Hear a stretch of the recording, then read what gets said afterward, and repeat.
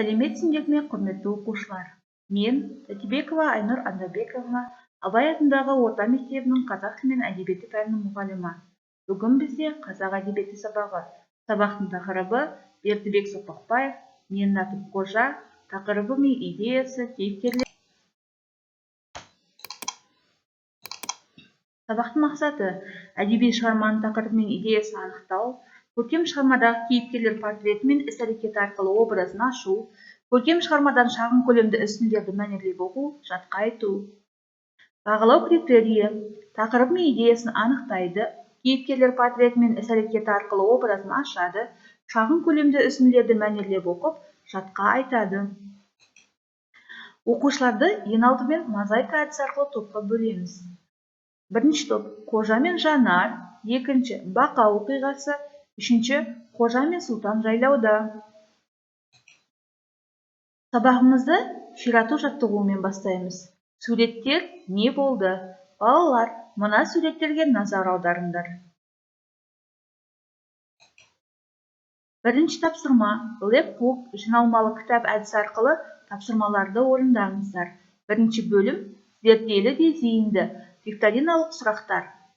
Бірінші топқа Қожаның ойынша қандай есімдер жоғары идеялы есімдерге жатады? Тағы қандай есімдер бар? Кейіпкер газеттен қандай мәлімет оқыды? Екінші топқа Қожаның портреттік сипаттамасы қандай? Қожаның шашын кім алады? Қожа туралы не білдіңіздер? Үшінші топқа Қожа таңертең қайда келе жатты? Оған кім ұшыраса кетті? Жантас туралы не білдіңіздер? Осы сұрақтарға жауап береміз. Екінші бөлім білімді мыңды жығады деп аталады. Бірінші топқа кекестесі әдісі бойынша шығарманың тақырыбы мен идеясын анықтаңыз. Тақырыбы, идеясы. Екінші топқа Қожа мен Жантасқа мінездеме беріңіздер. Қожа қандай бала, ал Жантас ше? Үшінші топқа үш неліктен әдісі бойынша сұрақтарға жауап беріңіздер. Неліктен Қожа атын өзгерткісі келеді? Неліктен сыныпта оны Қара Қожа деп атайды? Неліктен әжесі Қожаны тәмпіш қара дейді?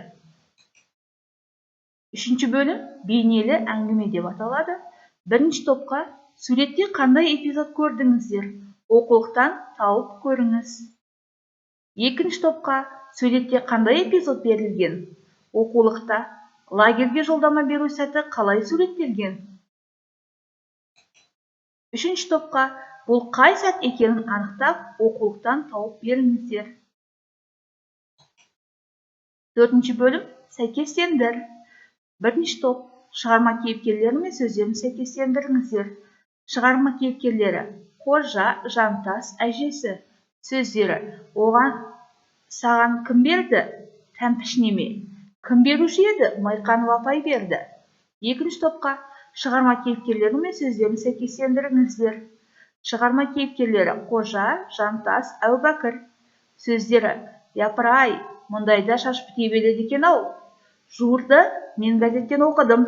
Қытайлардың ат қоюы қызық болады екен. Лагерге жолдама, біз лагерге баратын болдық. Үшінші топқа шығарма кейіпкерлері мен сөздерін сәйкестендіріңіздер. Шығарма кейіпкерлері Қожа, Майқанов апай, Әубәкір. Сөздері мынау шаш емес, тікенек қой. Мінезінің шатақтығы осыдан-ақ көрініп тұр. Қаттылығы, қайраттылығы шошқаның қылшығынан бір кем емес. Саған бұл жолдама берілмейді, екінші кезекте барасың. Төртінші бөлім үш түрлі күнделік әдісі. Бірінші топ кейіпкердің портреті мен іс-әрекеті арқылы образын анықтаңыз. Портреті. Мына ау не мұрным. Әжем кейде менің атымды атамай тәмпіш неме дейді. Оның айтқаны рас екен ғой. Іс-әрекеті образы. Екінші топ кейіпкердің портреті мен іс-әрекеті арқылы образын анықтаңыз. Портреті, іс-әрекеті образы. Портретін анықтайық. Екі танауыма, екі саусағым еркін сыйып кетерлік. Қос ауыз мылтықтың аузындай үңірейіп тұр. Екі шекем шығын қылығы болмаса, басым қарбыз тәрізді доп-домалақ, тап-тақыр. Осы портретіне байланысты іс-әрекеті мен образын анықтаймыз. Үшінші топ Кейіпкердің портреті мен іс-әрекеті арқылы образын анықтаңыз.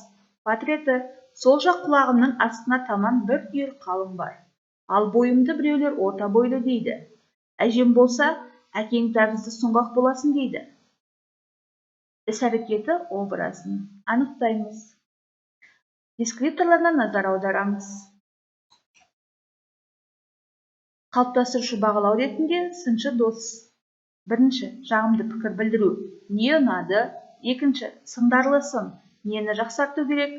Үшінші, келешекке бағдар. Ұнады, бірақ келесі жолы.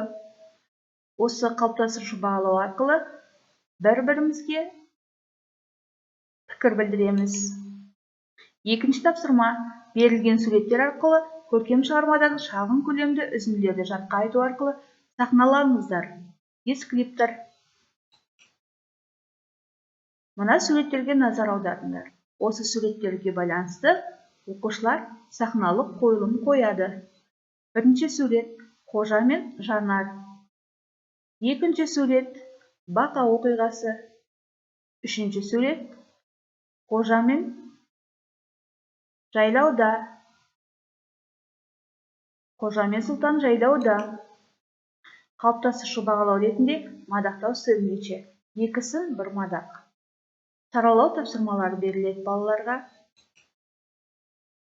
Балалар кері байланыс ретінде миының суретін салу әдісі бойынша миымыздың суретін саламыз. Сабақ соңында оқушылардың білімі балдық жүйе бойынша бағаланады. 5 балл, 10, 8 балл. 4 деген баға 7, 6 балл. 3 деген баға 5, 4 балл алған оқушыға қойылады. 2 деген баға 3, 0 балл алған оқушыға қойылады.